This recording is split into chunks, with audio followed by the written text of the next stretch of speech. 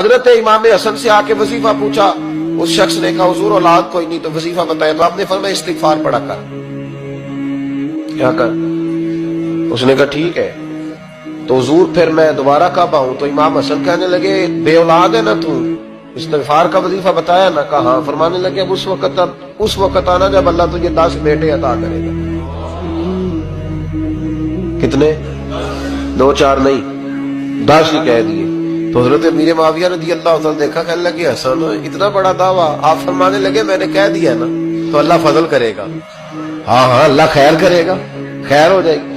وہ شخص کئی سالوں کے بعد آیا، کئی سالوں کے بعد، تو حضرت امیر معاویہ کو بھی ساتھ لایا، کہنے لگا حضور اللہ کے فضل سے اللہ نے 10 بیٹے عطا فرمائے، پورے 10 ہی اللہ نے دیے۔